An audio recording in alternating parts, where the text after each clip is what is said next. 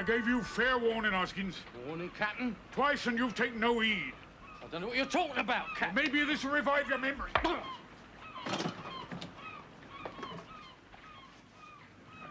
too free with your fists, Captain Baines. Giving him a taste of his own medicine, sir. You must learn to control that temper of yours.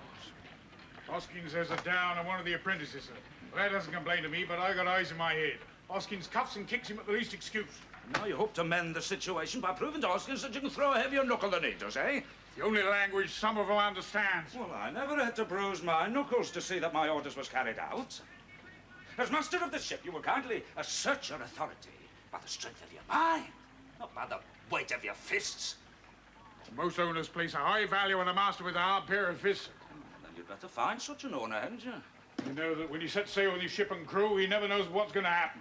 When he sets his course and he knows his destination, he made up his mind this trip's going to be like any other. But the minds of men are as unpredictable as the weather, sir. I know many a master who might have had a mutiny on his hands were not the fact that each and every member of his crew has a healthy respect for the measure of his shoulders. In certain unusual circumstances, it may become necessary to bruise a man's face, but that must only serve to remind that master that he has failed to assert his authority by more superior means. Well, that be all, sir. I've got an urgent appointment ashore. Not with another owner, I hope. Morning, Mr. Onedin. Captain Bates. Morning, ma'am. Oh, Captain Bates, is my recommendation a good one? I shall know directly. I'm on my way there now. Poor Captain Baines. The ceiling in his room was leaking and the landlord refused to have it repaired. I went round yesterday to take a look at the room and the man hurled abuse at me. Captain Baines said that is no way in which to address a lady and... I promptly broke the landlord's nose. Simply a cut over the man's eye. But I'm afraid it didn't help matters. Now Captain Baines has to look for other accommodation.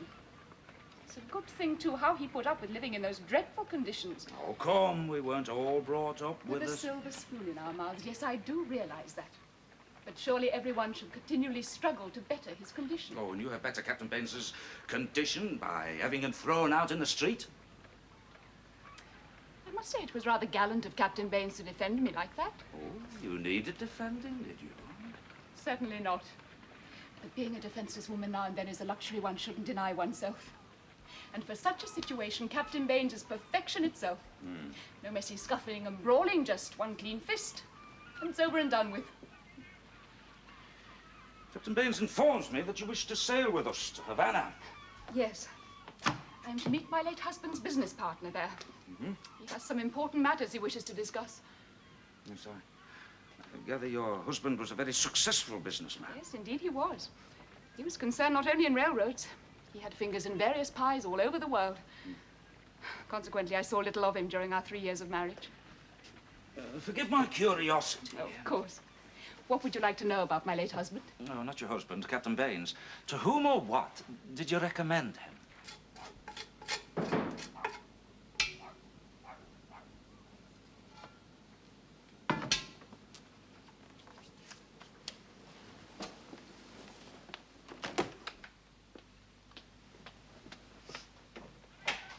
Good morning. Mrs. Darling. Yes. If I may introduce myself, Captain Baines.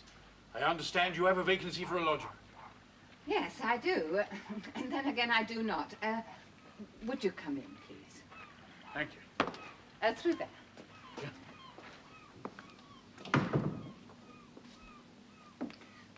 Well, now, Captain, the position is this. My last lodger left rather suddenly last week, and since that time I've had no less than 5 applicants. If I might inquire who... Oh, Mrs. Caroline Maudsley. would you sit down, Captain... Baines. W. Baines. W? Yeah, William.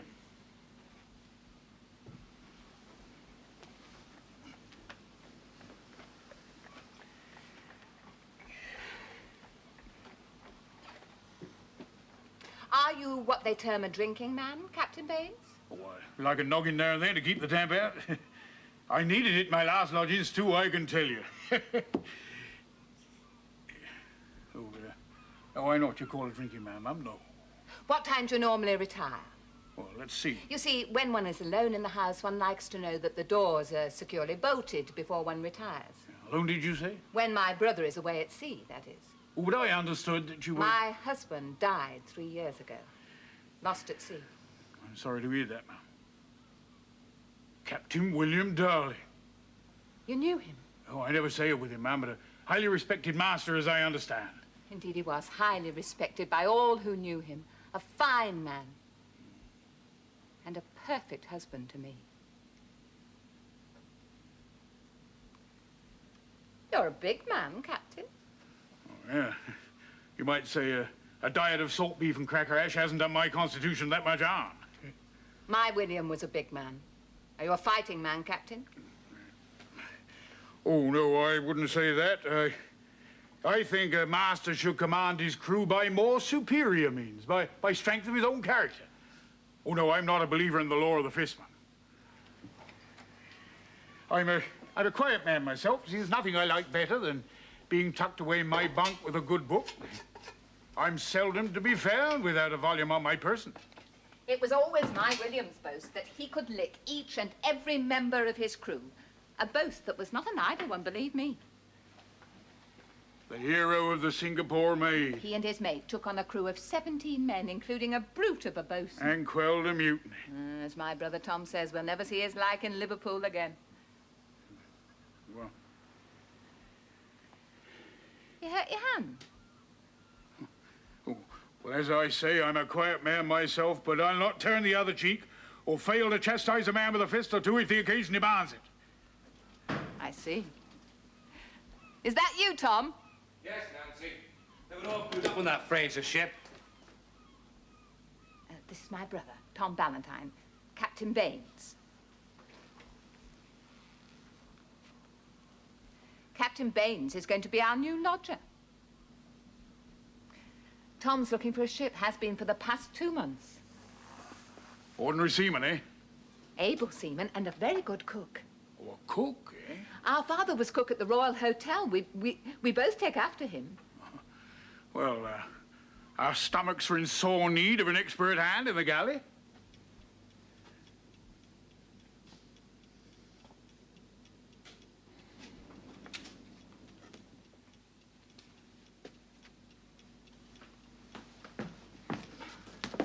You left these on the kitchen table. Thank you, ma'am. I was just looking at the frame. Nice and strong. Is everything to your liking? Oh, yeah. Nice ceiling, too. My last lodgings, I might as well be sleeping in the forecastle. I moved the bed back to where it was before Mr. Parsons came. Mr. Parsons? Our last lodger. Oh, he left suddenly last week, you said. He wanted to sleep with his head next to that wall because, well, I sleep with my head next to that wall. Oh. He was such a polite, quiet man. You wouldn't know you had a lodger in the house. And then quite unexpectedly, last Monday, he came up behind me on the stairs and asked me to marry him. He flew into such a passion. I've never heard such words from the mouth of a man. You'd have thought I was the Queen of Sheba the way he carried on. I'm sure such things couldn't have come from the man himself. He must have read them in books. Oh, let me take those, ma'am. Thank you. He was a draper's assistant. I had to tell him to leave, of course. Oh, of course. He tore those curtains down and the covers from my bed. He'd got the material for me at cost price, you see. I was terrified. Oh, of course. He was down on his knees in the kitchen, weeping like a child. And then he ran up here and refused to budge. What happened? I threw him into the street and his bags through that window. Dinner's ready. Dinner is prepared, Captain Baines. Thank you, ma'am. So you'll have a chance to sample Tom's cooking before he sails with you. Thank you. Did you ever meet my sister's late husband? No, I didn't. He was a fine man. The finest I ever met. Well, one thing's for sure. My sister will never see his like again.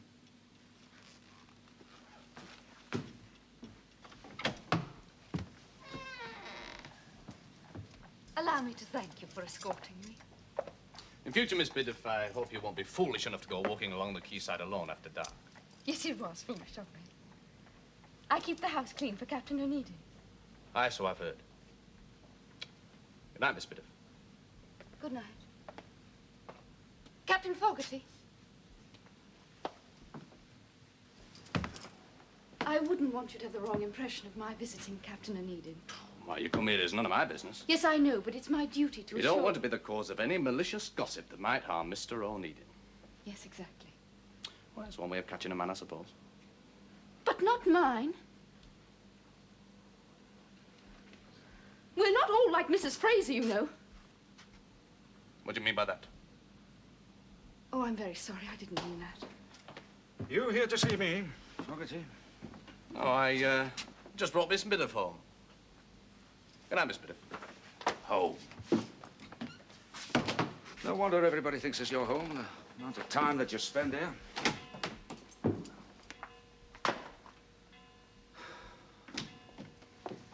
didn't think you'd be here yet. I was to have your dinner prepared.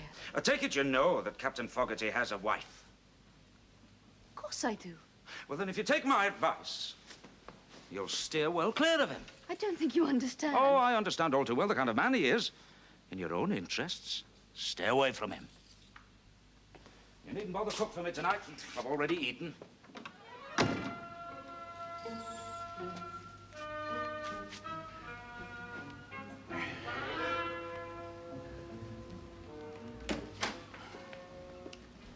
You're sailing, then? And normally I don't mind a bit. I get restless ashore, and I'm more than ready when it's time to sail, but this time I... I'll keep your books well dusted. Thank you, ma'am. I have a friend of mine. He's a fanatical horticulturist, and he grows more flowers than he knows what to do with, and he gives them to me, and sometimes I never know quite what to do. Here. Thank you, Captain Baines. That's very kind of you. One of the stems is broken. I'm sorry. William always used to give me flowers. Thank you again, Captain Baines. Ah. Look after yourself, then. Watch out for the damp, and don't leave off your vest. You know how sensitive you are. Don't fuss, Nancy.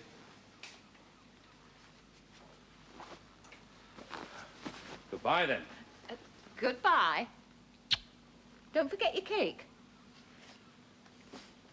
And I baked one for you, too, Captain Baines. Thank you, ma'am. Well, then, to both of you, a safe voyage.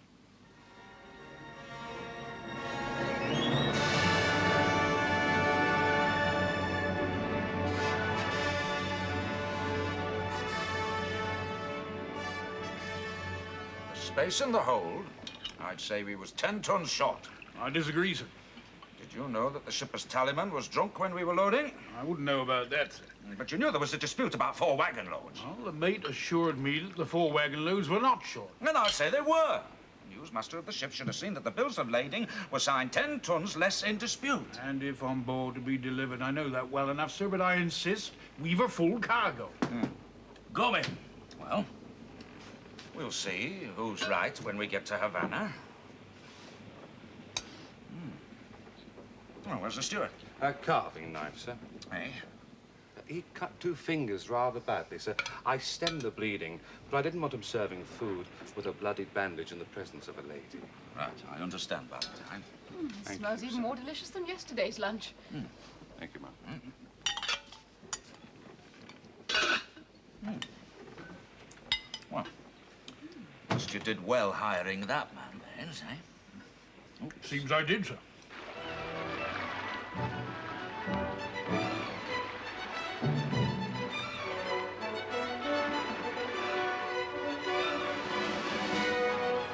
Reef the topsail. Reach the topsail. Mr. Onedin, Captain Baines is unwell. Oh, dear. My stomach, sir. Most terrible pain. Oh, he's not that hot. I doubt if you have a fever. Better stay in your book, then, eh? No, but I'm required on deck, sir. No, leave it to me. Oh, well, it's not too bad, sir. Do as you're told, Captain Baines. Seems our new cook's food is a bit too good, eh? Now we're suffering from indigestion. Well, this isn't on a captain. In my experience, captains rarely come down to the galley unless they're cause to complain. And I'm proud to say I've never given them cause. Oh, you haven't got a complaint to make, have you, Captain? A little tale to tell you, Valentine. I tell you that. Well, I've work to do while you're telling me, Captain. The watch will want their coffee and have lunch to get ready. Well, I knew a cook once held a long hatred for a particular bosun. Now, why was that? Well, no reason was ever given. Perhaps only the Almighty knew that. But this bosun, he started to suffer with the most mysterious pains in his stomach. Mysterious pains, Captain. Captain wasn't noted for his medical knowledge. Oh, how many of them are? Still, they have a medical dictionary with a nice wide variety of terms, and they're never really lost for a diagnosis. You're a lot more talkative at sea than you are ashore, aren't you? Oh, that's another one for the Almighty to explain, eh, Captain? Or maybe it's the effects of the cook's privileged bottle of whiskey. Well, you're not going to find me for that, are you, Captain? I mean, one top, that's all I had. Well, this bosun I spoke of, he was buried at sea, so they never did find out what he died of. You mean the captain didn't enter the illness in the log? Oh, he entered what he considered it to be. Oh, I thought he must have done. Well, it looks much neater than cause of death unknown, and it gives the owners more confidence in the masters.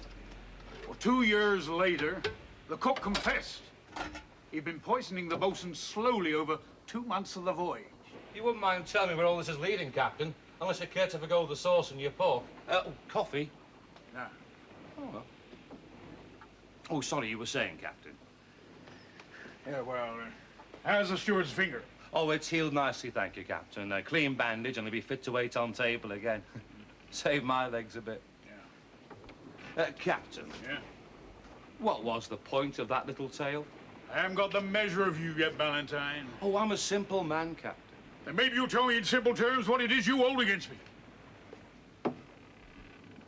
Captain Darling was a fine man. And now he's a dead one. Let's talk about the living like you and me. When he died, my sister Nancy made up her mind she'd never marry again. Women are noted for changing their minds. Not my sister Nancy. There's no likelihood of her ever meeting up with Captain Darling's equal. He could lick any man in Liverpool. He even licked me. Oh, you fancy yourself with your fists, eh? I used to fight for prizes, but since I acquired something of a reputation... Nobody would take you on, eh? That's about the gist of it, Captain, yeah. Oh, Captain, if any man took it in his mind to make a proposal of marriage to my sister, he'd have to reckon with me first.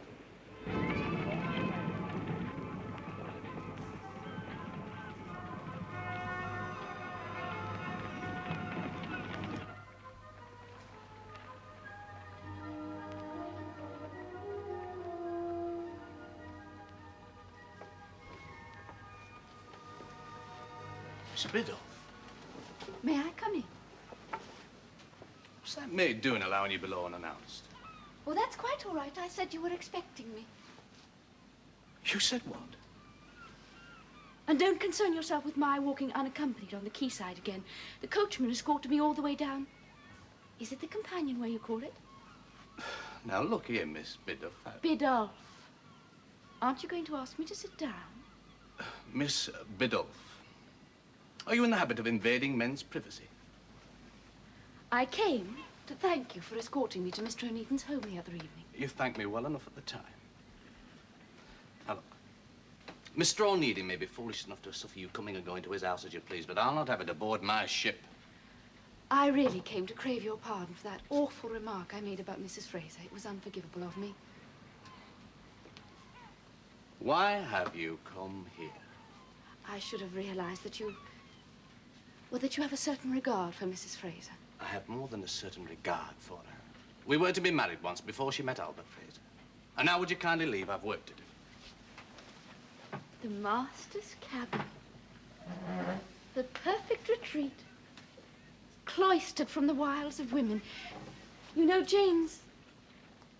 Mr. Onedin, that is. He was very angry when he found us together the other evening. So you wanted to be seen coming here, eh? You thought to use me in order to... You silly little... Kindly get off my ship, Miss Biddulph. And don't come back again or I might. Very well, Captain Fogarty, if you'll allow me to pass. On the other hand, it isn't every day that a beautiful young girl comes into a master's cabin and offers to... Very well. Good day, Captain Fogarty. I'll tell you something, Miss Biddulph. I've little time for Mr. Onedin, and why anyone should want to marry him is beyond me. But if that's what you want, You'll have to stop behaving like a silly little girl and grow up.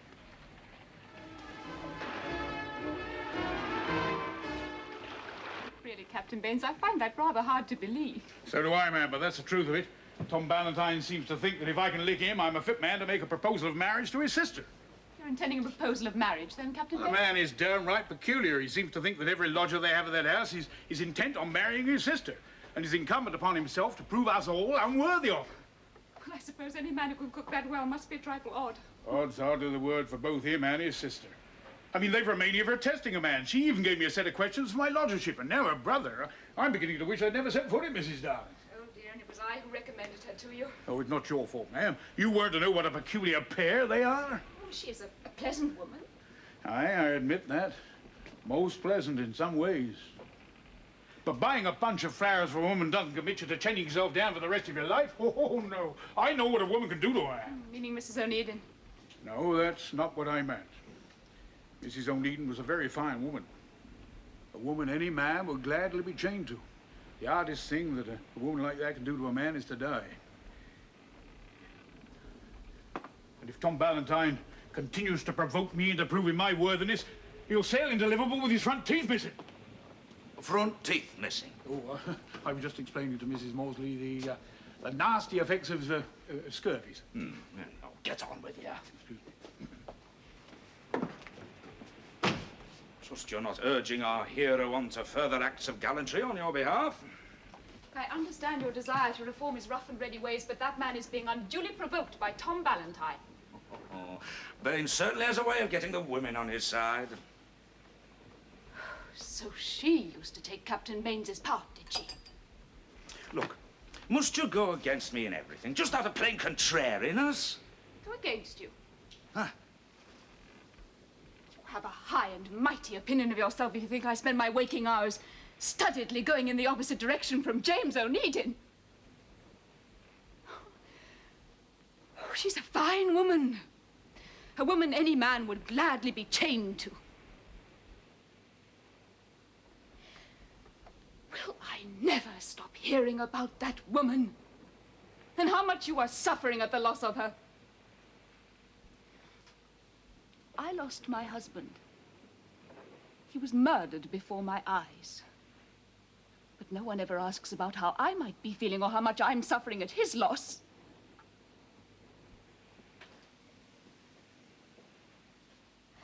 That was ungracious of me, considering I owe my life to you.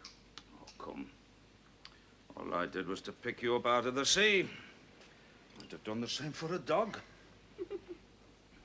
Oh, you do say the most charming things to a woman. Oh, and I suppose your husband was the most charming and elegant man. Yes, he was. Well, surely he too must have had some faults. Well, if so, I never had the opportunity of learning them. As I knew him, he was virtuous, courageous, and scrupulously honest. And he had a most remarkable judgment. I never knew him to be wrong in his assessment of anything or anyone, in business or in private life.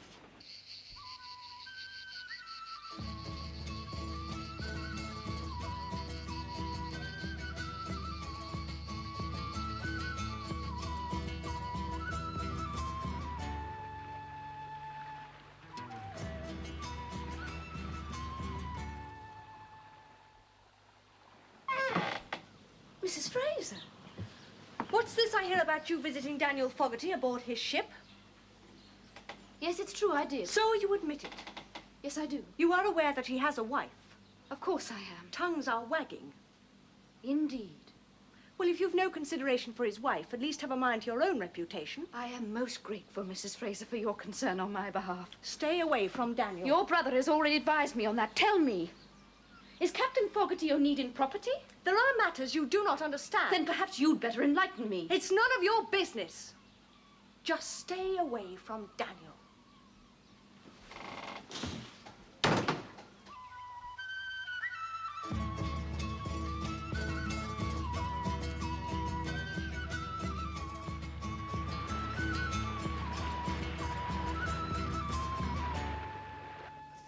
Tons shot. You estimated 10 tons. An underestimation on my part. You to be able to assess such a small discrepancy in such a vast amount of coal.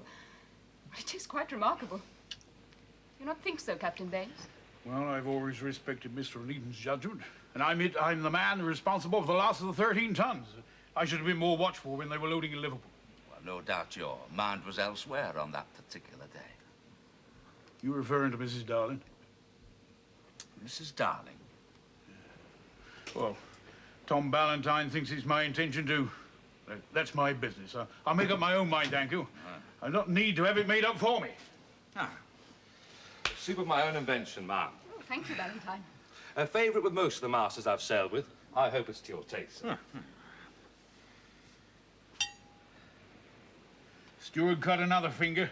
Oh, if you'll remember, Captain, you instructed him to lend a hand with the unloading of the coal. He's not got a strong back, poor lad, and is in great pain, and could hardly serve table in his present bent condition. Thank you.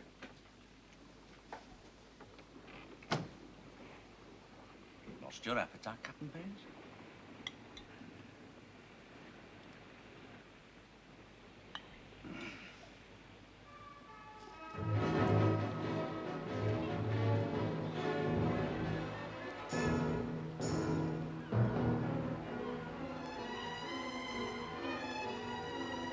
Get those hatch covers up there!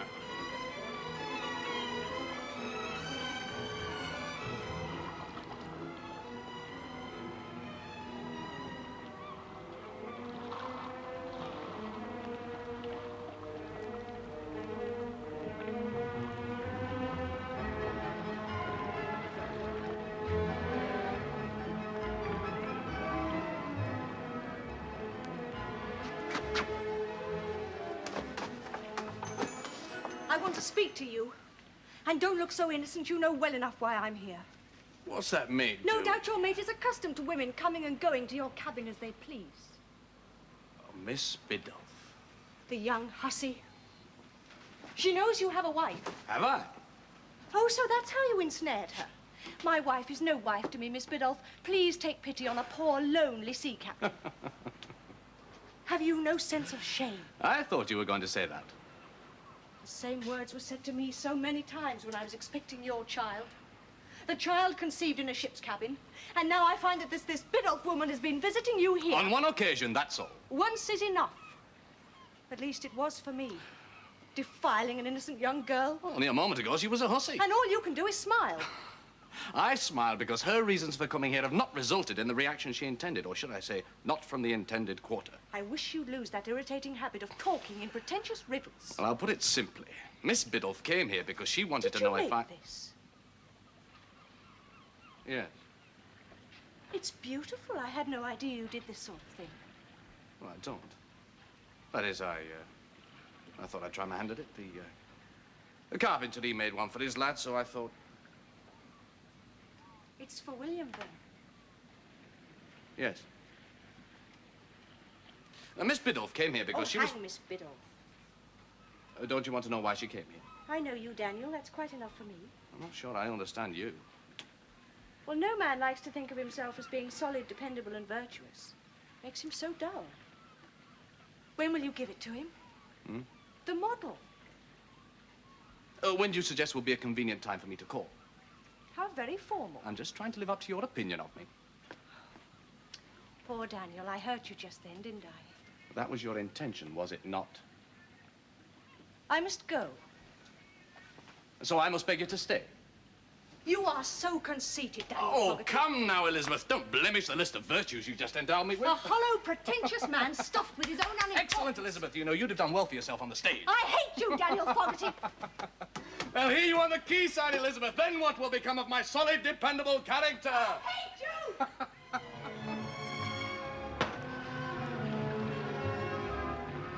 Last time, what did you put in my food? If you're feeling unwell in the stomach, Captain, then I can give you something which will take away your discomfort. Oh, no doubt you can. Something to send me to the bottom of the... Ah! If you've any accusations to make, Captain, we'd better talk to Mr. Onedin. You realize, Captain Baines, that as Ballantyne says, this is a very serious accusation. Yes, sir. All right. Well, firstly then, what makes you think Ballantyne would do such a thing? Well, he doesn't want me to marry his sister. Oh, as I see. I can only say, sir, that my sister has no intention of marrying anyone. So why shall I go to such terrible lengths? If I might be permitted, sir. Ah, yes, Valentine. With due respect, Captain, you're not a young man. You've had many years at sea, and I know what you're going to say, the conditions of the food. Well, there's been nothing wrong with my stomach before this. if you'll pardon my saying, Captain, there's a first time for everything. Now listen here! I think you wish to see the helmsman. Huh? Oh, yes, sir.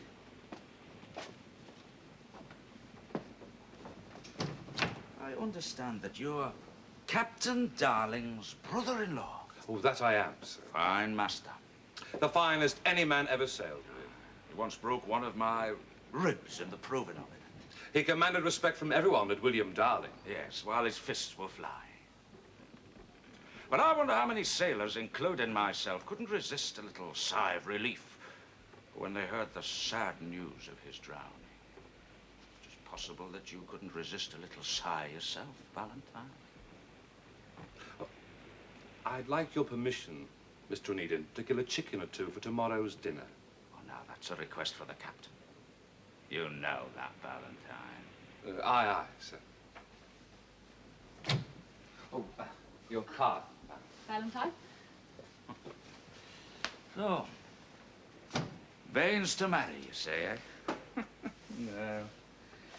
If ever I knew a confirmed bachelor, Now, Captain I think Baines he was- has a genuine affection for the woman. Baines just can't resist a challenge. Valentine says to him, you cannot marry my sister, so Baines says, oh, yes, I can. No. Go, come, allow me to know my own masters. Oh, well, perhaps you're right. But the true challenge comes not from Tom Valentine. It comes from Captain Darling. And dead opponents aren't as easy to fight. Well, I suppose the only way to prove which one of us is right is for Baines to lick Valentine. Then he'll be free to make up his own mind. I know you have given him express instructions not to brawl with members of his crew. Well, it's degrading for a master to do so. But not degrading for a master to be subtly taunted and to remain powerless to fight back.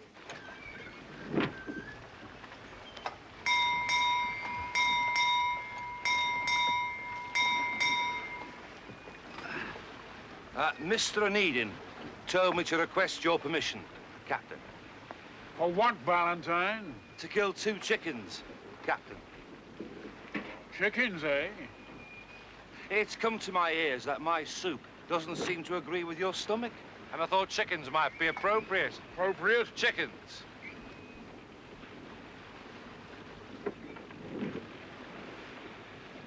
I'll see the chickens for myself, Valentine. Now, Valentine, we'll have our cards on the deck. You want to fight between us, but to what purpose? You win or I win? I don't see what difference that makes to whether I ask your sister or no. I'd lick you with the right hand lashed to the mainmast. And then you go back and tell her how you did it, eh? Then she'd have nothing more to do with me, is that it? Well, it's a queer way for a woman to choose the man she'll marry. Or maybe she has no choice in the matter, is that it? Well, come on, speak up, man. You know you haven't a chance of licking me, Captain. That's why you're hiding behind Mr. Onedin's orders. Captain Baines, I'd like your opinion. On what? Well, I know most shipping lines like to provide some light entertainment for the relaxation of the sailors' minds and bodies. Mrs. Maudsley was only saying that yesterday, sir. Well, she's just been saying it all over again to me. In my opinion, that kind of thing leads to a slack ship. However, for the sake of our lady passenger, can you suggest anything along the line? Oh. Taffy Wells plays the mouth organ, sir? Mm-hmm. And, well, I could read aloud a poem or two, sir. Mrs. Maudsley's suggestion was of a more lively nature, you might say. Like what, sir? A prize fight. Can you suggest 2 possible contestants? Well, Valentine here, he is a prize fighter, sir. Yes, so I've heard. Well, Valentine? Only too willing to oblige the lady, Mr. Onedin. But I doubt if there's another man on board willing to take his chances with me. Your reputation. Yes, I'd offer to tie one hand behind my back, but, But that wouldn't help, eh? I doubt it, sir. Shame. Well, Mrs. Maudsley will be disappointed that her ideas of entertainment of the crew all came to nothing. Mr. Onedin, sir. Rather than ignore the lady's suggestion, I'll put up my fist with Ballantyne here. Thank you, Captain.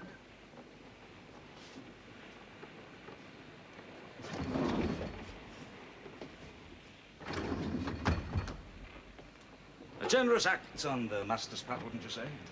Generous. Ah, well, he puts his authority in jeopardy if he loses by exposing himself to the ridicule of the crew. He has good reason to see me stressed on the deck. And that's in his favor, is it not? Oh, well, of course, this is only sport to you for the amusement of your fellow shipmates, isn't it? I'd say that the generous man in this affair, sir, was you. Considering what you've just done for Captain Baines, spiting your orders to the contrary. Certainly know the right people to bow and smile to, don't you, Ballantyne? Understand this, sir. My sister Nancy's a good woman, with a clean, comfortable home of her own. Oh, so she owns the home. Aye. It was Captain Darling's. And my sister and the house are a good catch for any voyage-weary sailor who happens her way. Yes, well, I appreciate your burden, Ballantyne. Oh, don't fret on my account, sir. I have the shoulders for the carrying of it. Well, tomorrow you'll be able to prove it. We stop off at San Miguel for fresh water. Ideal place for such entertainment. I'll try to make it as entertaining as I possibly can for the lady passengers, sir. You know, you're quite right, Ballantyne. After a hard voyage, most sailors look forward to a neat, comfortable home to come back to. Maybe even you, eh? Not another one of your inventions, I hope. Oh, that's not for consumption. What is it? A mixture of turpentine, saltpeter, vinegar, and bay salt. What's it doing here in the galley? It's for pickling, sir. Pickling. Saltpeter and turpentine. Heads are hard, so hands have to be harder. I brought the ship for William. Oh, pity. He's spending the day with his grandfather. His grandfather. Well, if you'll tell him I left it for him. I suppose I should apologize to you for my rather unseemly departure from your cabin the other day. Well, there's no need. Did no harm. Well, quite the opposite. Since both you and Miss Biddulph came to my cabin, my mate has a new and profound respect for me as a lady killer. It'll not work a second time. I beg your pardon. You'll not rile me again, Daniel. Oh, forgive me, Elizabeth. It's a pleasure I've learned from you. Elizabeth. Every time we meet, we're like two birds in separate cages, fluttering and pecking as if the cages themselves weren't enough to keep us apart. You make pretty speeches for a seaman. You ever thought what it would have been like if we had married, you and I? No, I haven't. But, on consideration, you'd have bored me to distraction. And you'd have sent me to the madhouse with your whims and fickle ways. There we are, then. Now we've opened our hearts to each other. I'll tell William you made the model with your own clever hands. Though I must say he's not all that fond of ships. A lad, neither was I. And even now. I'll give up the sea, Elizabeth. Leave Liverpool, go anywhere, do anything if you'll come with me. You've a wife. Who keeps me from her bed, and you've a husband who'll never come back to you. Come with me, Elizabeth. There's William to consider. We'll take him with us, our son. It's madness even to think of it. Also, everything contrives to bring us together, don't you see No, that? Daniel. Why do you always say no when you mean yes? I mean no. Do you really think I'd give up my life here and go away with you? Your life here? What life? You're alone and... Go away with you to what? What have you to offer me? Give up the sea, and what would you do to keep us fed and clothed? Make model ships? Sailmakers made a good job of these at such short notice. We are going according to Queensbury rules, I take it. Yes, indeed, Ballantyne. Now, Captain Baines, you are acquainted with the rules? On the deck till the count of 10 is a loser. That's all I know, sir. No wrestling or butting with the head. Rules or no rules, that's not my way of fighting anyway. How many rounds, sir? Oh, I think 3 should be time enough, eh? Indeed so, sir. Now, you part when I shout time. Go to your corners. Well, good luck, gentlemen. May the best man win. If what you say about Captain Baines is correct, it should be very short entertainment. One punch, and it's all over. I have every faith in Captain Baines's right hand. Wouldn't care to put a wager on that, would you? Yes, I would. But not with you. As referee, it might influence your judgment. Right. Time. Get in there.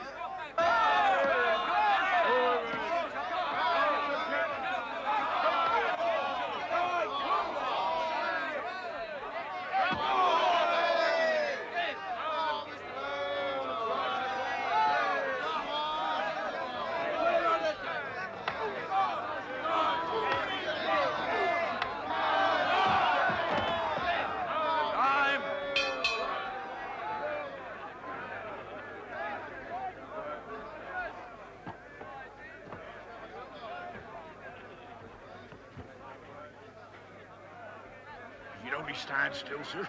I'd knock him from here to Liverpool Bay. But I'm not done yet, not till I'm on that deck for a count of 10. Hard fists, that Valentine, eh? Like iron, sir. Saltpeter and turpentine. In a pot. In the galley.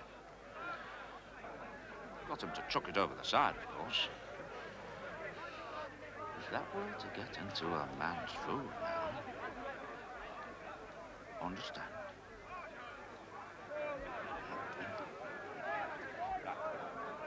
Time.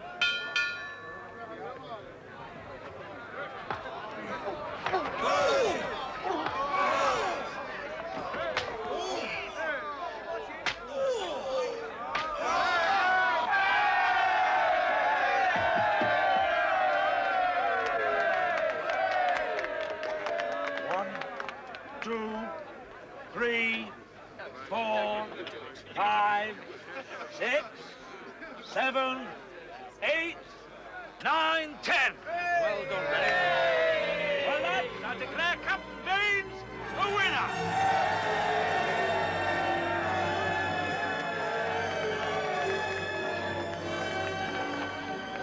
Well, there we are, Captain Baines. Now you are free to make up your own mind. Oh, yes, ma'am. Or perhaps you've already made it up. Wind's freshening. I'll go up and shorten sail, sir. I suspect you're right, yet again, Mr. Onedin. Now, Captain Baines has answered that challenge. He seems to have lost all interest in Nancy Darling. No, Mrs. Worsley. For once, I must bow to your judgment. You think Captain Baines truly intends a proposal of marriage? Seems he bought a ring while in Havana. Well, the sly dog. $10.75. If that's not a gesture of true intent, I don't know what is. Haven't I neglected to ask you? Was your business ashore successfully conducted? Yes. Yes, it was. What? I'm afraid I discovered one or two things about my late husband that I was not aware of. I see. It seems that he was not as scrupulously honest as I had imagined him to be. And on learning some of the quite drastic mistakes he made, it seems his judgment left a lot to be desired. I think I knew it all along. I suppose one tends to idealize one's memories of the dead. Aye. One does. Mrs. Mosley, would you care for a drink of sherry? Thank you, Mr. Onedin. Oh, well. Here's to your very good health, Mrs. Would you think it highly improper of me if I was to call you Caroline? Not at all, Mr. Onedin. Right then. You're very good health, Caroline. And yours, James.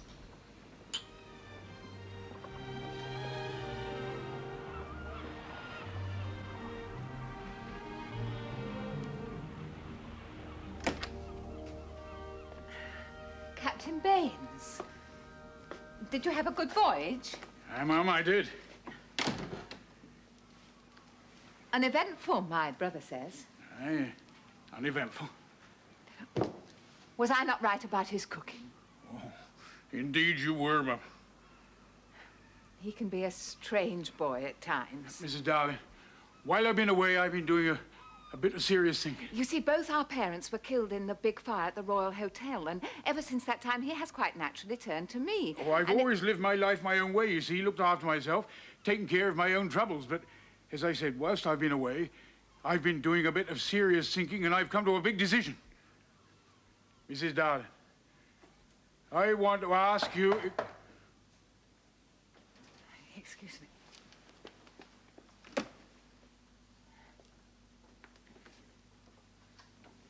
Captain Baines, this is Mr. Parsons. Pleased to meet you. I believe I mentioned him to you. Did you? He was lodging here before you came. Oh, aye. Mr. Parsons and I are going to be married. So I know you'll understand the situation and look for other accommodation as soon as possible.